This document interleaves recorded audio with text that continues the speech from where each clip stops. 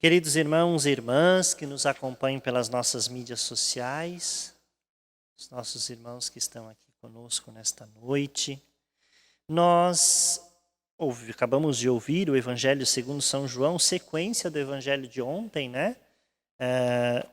Jesus que é visitado de noite, e isso é importante, por um dos chefes, né? Dos judeus, Nicodemos. Nicodemos, ele ouviu falar de Jesus e ouviu algumas coisas de Jesus e ele ficou intrigado com algumas coisas que ouviu da boca de Jesus. Então ele resolveu conversar com Jesus. Nicodemos fez algo que deveríamos fazer sempre que a gente não sabe de algo, sempre que a gente tem dificuldade de compreensão de alguma coisa, qualquer coisa, seja na vida de fé, seja na política, seja nos relacionamentos, casamentos, educação de filhos, problema na escola, problemas no trabalho. Nicodemos vai ter com Jesus. Claro que ele vai a partir de algumas circunstâncias. Nós vemos Nicodemos, e aí ouvimos aqueles que acompanharam o evangelho de ontem, Nicodemos vai de noite falar com Jesus, ele vai escondido. Por quê? Porque ele teme pela sua reputação. Porque como ele era um chefe, ele temia o que vão falar de mim. Bom, Nicodemos representa cada um de nós que às vezes temos essas preocupações, né? Nós estamos muito mais preocupados com o que os outros vão pensar daquilo que eu estou dizendo, daquilo que eu estou fazendo, do que propriamente pensar se realmente aquilo que estou dizendo ou aquilo que estou fazendo é correto ou tem algum valor.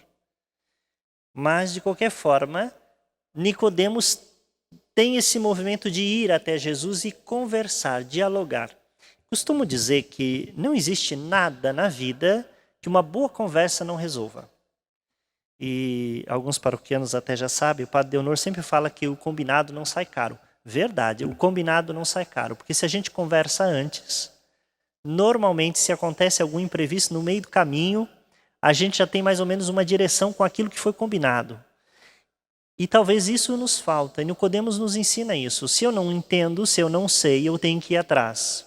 Antes de começar a falar bobagem, antes de começar a fazer besteira, procure saber. Né? Procure compreender o que está acontecendo. Isso Nicodemos nos ensina no evangelho de hoje, de ontem e de hoje. Né? Ele vai até Jesus. E aí ele se estabelece um diálogo. Né? Ontem, aqueles que acompanharam, né? Jesus fala, né, da importância de se nascer de novo, se renascer novamente. Né? E hoje Jesus continua o diálogo com Nicodemos. E é interessante, porque Nicodemos fica sem entender o que Jesus está falando. Por quê? Porque às vezes na nossa vida, se nós não mudamos, nós podemos mudar tudo à nossa volta, mas se nós não mudamos a nossa mentalidade, se nós não mudamos o nosso jeito de pensar, nada muda. Você pode mudar o móvel da sua casa do lugar. Você pode mudar a cor da casa. Mas se você não mudar as suas atitudes em relação às coisas, permanece tudo igual. Isso vale para os relacionamentos. Aí eu estou falando aí quem é casado, quem é marido, mulher aí em casa. Se nós não mudamos a mentalidade em relação ao outro, a coisa vai continuar ruim. Se o seu casamento não está indo bem, mude a mentalidade. Não adianta mudar o corte de cabelo, não adianta mudar a cor da camisa, se nós não mudamos a mentalidade. É isso que Jesus está dizendo também para Nicodemos. Por que Nicodemos tem dificuldade de entender aquilo que Jesus está falando? Por causa disso. Ele vai ter com Jesus, ele vai conversar com Jesus, mas ele não está aberto a mudar aquilo que ele pensava, aquilo que ele imaginava que fosse o Messias. E é por isso que ele não entende quando Jesus diz que é preciso nascer, né, pela água e pelo Espírito. É preciso renascer, nascer de novo. E aí, olha a mentalidade de Nicodemos. Então quer dizer que eu tenho que entrar Como que é possível que um adulto entre na barriga da mãe de novo? Percebe como é limitado o horizonte de Nicodemos? Jesus não está falando que nós temos que entrar na barriga da mãe de novo para renascer. Ele está falando especificamente do nosso batismo, que nos faz morrer e reviver, renascer. Nós saímos da pia batismal novos, Mas não saímos novos porque tomamos um banho naquela água, simplesmente. Porque mudamos a nossa postura em relação à vida. Mudamos a nossa mentalidade. E é isso que nós precisamos mudar. E mais ainda nesse tempo, meus irmãos e minhas irmãs, em que estamos vivendo. Nós precisamos mudar os nossos conceitos. Porque tem algumas coisas que nós estamos, parece que olhando para trás e nos lamentando somente com o que já passou ou do jeito que era e esquecemos de olhar a beleza do tempo presente. Mas, padre, que beleza tem num tempo desse que a gente está sozinho, isolado e a nossa igreja está fechada? Tem muita beleza. Porque você é convidado a redescobrir a beleza de ter uma família. Você está sendo convidado a redescobrir o valor de sentar-se à mesa e deixar os celulares na sala e vocês poderem fazer uma refeição e dialogar. Nós temos que redescobrir a beleza e sermos gratos por termos uma casa onde nós moramos, onde nós passamos boa parte do nosso dia, agora com esse isolamento, né? Mas porque antes ficávamos muitas vezes o dia inteiro fora, muitos só vinham em casa à noite para dormir. Agradeça a Deus pelo que você tem. Seja grato, valorize, gaste tempo com aqueles que lhe são verdadeiramente preciosos, aqueles que lhe são verdadeiramente presente e dom de Deus. Tem gente que está passando por essa pandemia e só está olhando o que é negativo. Não poder visitar o fulano, não poder ir no barzinho tomar uma cerveja, não poder ir num bailezinho, não poder ir não sei aonde. Mas pare e pense, quantas coisas boas podemos fazer e ainda não fizemos nesse tempo em que nós somos convidados a estar próximo daqueles que são muito importantes na nossa vida. Assim como Nicodemos, nós precisamos mudar a mentalidade. Nós sempre falamos que a primeira igreja é a nossa casa. Eu cansei de falar isso para catequistas em formação, nas reuniões de pais de catequizandos. Olha, você tem que ajudar o seu filho a rezar. Porque muitas crianças chegam aqui na igreja com 8, 9 anos de idade e não sabem fazer o sinal da cruz. E depois de 3 meses de catequese, vem para cá brigar com o catequista porque o meu filho ainda não aprendeu a fazer o sinal da cruz.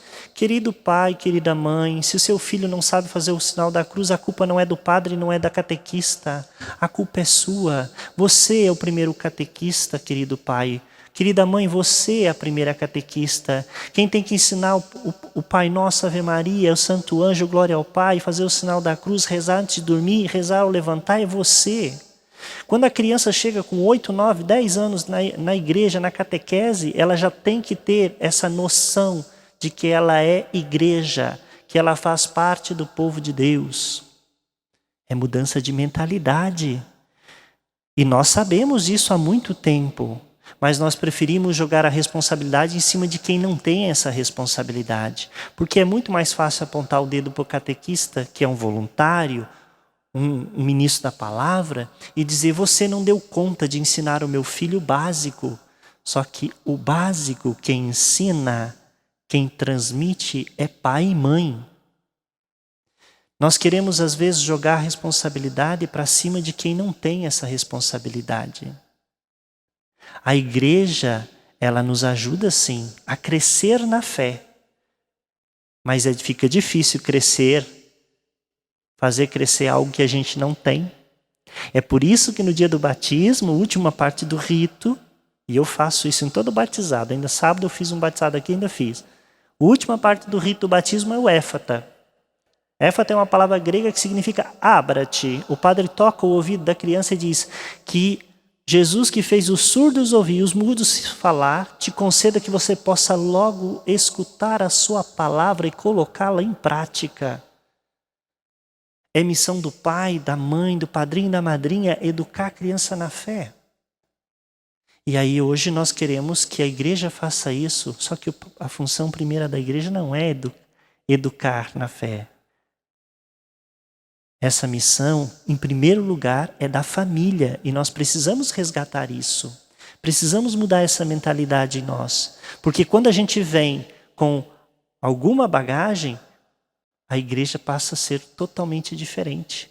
Porque nós enxergamos que aqui é o espaço da gente confraternizar, aqui é o espaço da gente fazer uma experiência de fé mais profunda. Experiência essa que começa em casa. Porque se nós não reconhecemos Deus que mora lá dentro da minha casa, eu não vou conseguir enxergar Jesus Cristo aqui dentro. Porque se eu não vejo a presença do ressuscitado na minha esposa, no meu esposo, nos meus filhos, nos meus pais, nos meus avós, eu não vou reconhecer Jesus no estranho. Nós precisamos mudar a mentalidade. Então, meus irmãos, a liturgia de hoje nos faz esse forte apelo a mudarmos a nossa mentalidade. É isso que nós ouvimos também na primeira leitura de hoje, né? Atos dos Apóstolos, capítulo 4. Né? Sequência do que a gente vem escutando desde a semana passada.